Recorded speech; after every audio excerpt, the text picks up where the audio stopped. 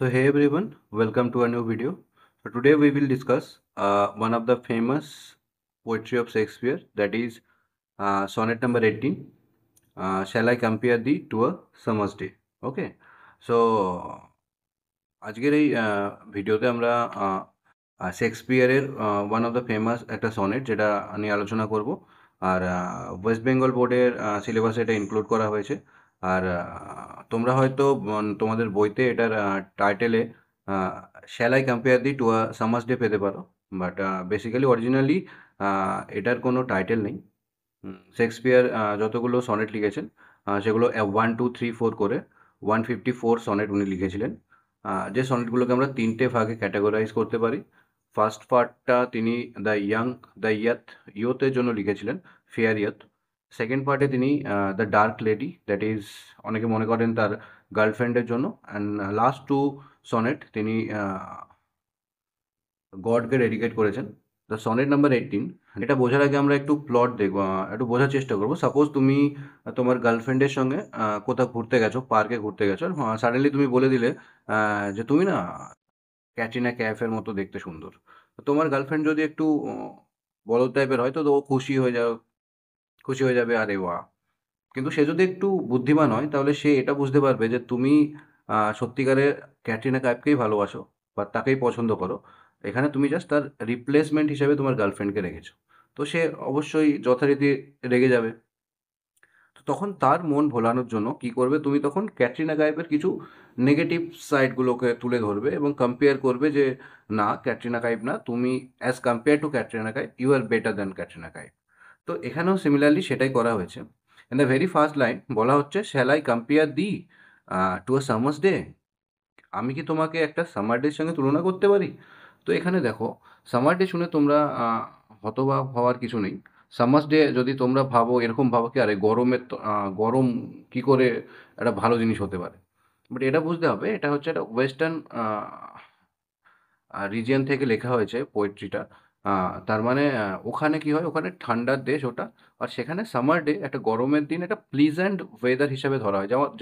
যেমন আমাদের এখানে আমরা বসন্তকালটাকে একটা প্লিজেন্ট সময় মনে করি, ঠিক তেমনই ওদের ওখানে সামার ডেটাকে একটা প্লিজেন্ট টাইম মনে করা হয়। সেই জন্যই এখানে পোয়েট তুলনাটা করেছেন। বলছেন, shall I compare thee to a summer day? আমি কি তোমাকে সামার ডের সাথে তুলনা করতে পারি? ঠিক তারপরের লাইনেই দেখো কিভাবে জিনিসটাকে ঘুরিয়ে দিচ্ছে। বলছে, দাও art more lovely and more temperate. দাও আর্ট মতলব মানে হচ্ছে, দাও মতলব ইউ, আর আর্ট মতলব আর। তো এগুলো কি, এগুলো হচ্ছে আর্কেইক ওয়ার্ডস, ল্যাটিন আর্কেইক ওয়ার্ডস, যেগুলো পুরোনো টাইমে ব্যবহার করা হতো। অ্যাট প্রেজেন্ট মডার্ন ইংলিশে এগুলোর ব্যবহার নেই। কিন্তু তুমি তো দাও আর্ট মোর লাভলি, তুমি তো আরও বেশি সুন্দর, অ্যান্ড মোর টেম্পারেট। তো টেম্পারেট মতলব তুমি বলতে পারো যে তুমি আরও বেশি সুন্দর, আরও বেশি ম্যাচিওর বা আরও বেশি পরিপক্ক। Next line, rough wind do shake the darling birds of মে। কেন? কারণ rough wind do shake the darling birds of মে। তো মে মাসটা বেসিক্যালি সব থেকে গরমের মাস। আর বলা হচ্ছে মে মাসে কি হয়, রাফ উইন্ড মানে ঝোড়ো হাওয়া কি করে, shake the darling birds of May. মে মাসে যে ফুলের কুড়িগুলো হয় ছোট ছোট, সেইগুলোকে কি করে, সেইগুলোকে ঝরিয়ে দেয়, সেগুলোকে নাড়া দেয় এবং সেগুলোকে ঝরিয়ে দেয়। That is the negative part of summer. And summer lease hath all too short a date. আর এখানে দেখো lease, that is the duration of summer. তো বললে কি, কি বলছে, and summer lease hath all too short a date. এবং সামারের যে ডিউরেশন সেটা তো অনেকই ছোট। সামারের ডিউরেশনটা অনেকই ছোট অ্যাজ কম্পেয়ার টু ইউ। কারণ আমাদের ভালোবাসার যে ডিউরেশন, আমাদের যে রিলেশন, সেটা হচ্ছে নেভার এন্ডিং। আর সেখানে সামার যেটা হয়, সামার সিজনটা তো খুব অল্প মাসের জন্যই আসে। সো তোমার সঙ্গে তো আমি সামারের কম্পেয়ার করতে পারি না। Sometime too hot the eye of heaven shine. Sometime মানে কখনো কখনো, too hot the eye of heaven. তো এখানে আই অফ হেভেন মানে হচ্ছে সূর্যকে তুলনা করা হচ্ছে, সূর্যকে বলা হচ্ছে আই অফ হেভেন। তো হচ্ছে কখনো কখনো গরমের সময় কি হয়, সূর্য প্রখর রোদ দেয়। অ্যান্ড সেকেন্ড লাইনে কি বলছে, নেক্সট লাইনে, and often is his gold complexion dimmed. আর কখনো কখনো ঠিক গরমের সময়ই কি হয়, তার যে গোল্ডেন আভাটা থাকে সেটা কখনো কখনো ডিম হয়ে যায়, মানে তার যে গরমের যে প্রখরতা সেটা কখনো কখনো প্রচণ্ড থাকে, কখনো কখনো তার প্রখরতা অনেক কমে যায়।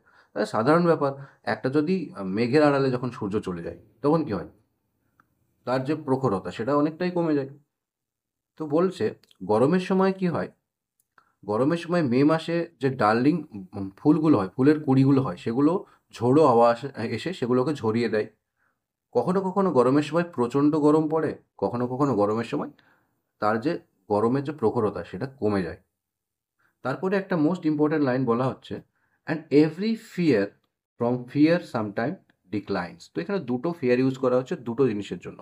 প্রথম ফিয়ারটা ইউজ করা হয়েছে ফিয়ার অবজেক্ট, দ্যাট ইজ যে ভালো ভালো জিনিসগুলো হয় সেগুলোর জন্য, অ্যান্ড পরের ফিয়ারটা ইউজ করা হয়েছে ফিয়ারনেস, দ্যাট ইজ দ্য বিউটি। তো বলছে যত ভালো জিনিসই হোক তার যে বিউটি সেটা কি হয়, এক না এক সময় ডিক্লাইন হয়ে যায়। তো বলছে পৃথিবীতে যত রকমের জিনিসই হোক, সে যতটাই সুন্দর হোক, তার বিউটি, তার সৌন্দর্যটা এক না এক টাইম শেষ হয়ে যায়। That is very important line. And the very next লাইনে কি বলছে, but thy eternal summer shall not fade. কিন্তু তোমার যে ইটার্নাল সামার সেটা কখনোই ফেড হবে না। বলছে পৃথিবীর সব কিছুই এক না এক সময় ফেড হয়ে যাবে, সে যতই সুন্দর হোক। কিন্তু তোমার যে সামার সুলভ, যে তোমার যে মনোরম বিউটি, সেটা কখনোই ফেড হবে না। nor lose possession of that fear thou owest, nor lose possession of that fear thou owest, that means তোমার যে অধিকার সৌন্দর্যের ওপর সেটা কখনোই কেউ কেড়ে নিতে পারবে না। সৌন্দর্যের প্রতি তোমার যে অধিকার, মানে তুমি হচ্ছ you are the born beauty, সেটা কখনোই কেউ কেড়ে নিতে পারবে না।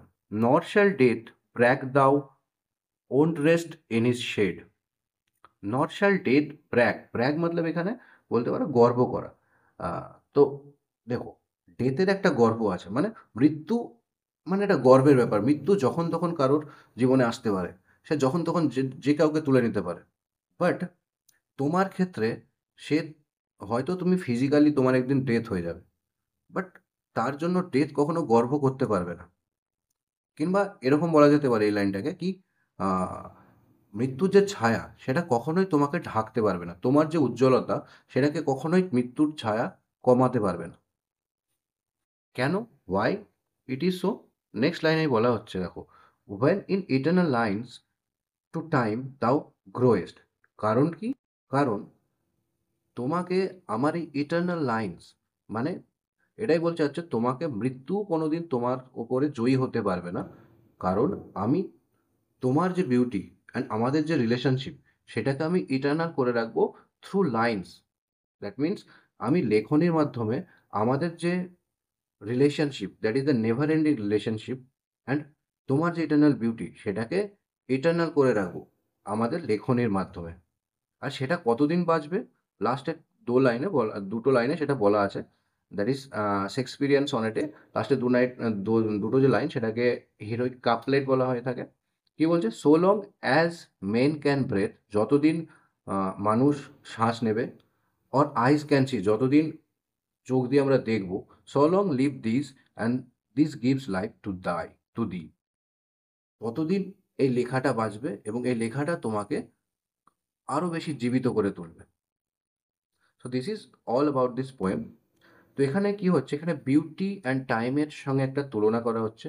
বিউটি যেটা এভারলাস্টিং হয় না, যেটা ফেড হয়ে যায় with the course of time, আর টাইম যেটা ইটার্নাল, যেটা সবসময় থাকে। তো কি বাকি কন্টেম্পোরারি যে রাইটাররা ছিলেন এই সময়, তারা ইটার্নাল বিউটিকে নিয়ে এই সময় লেখালেখি করেছেন।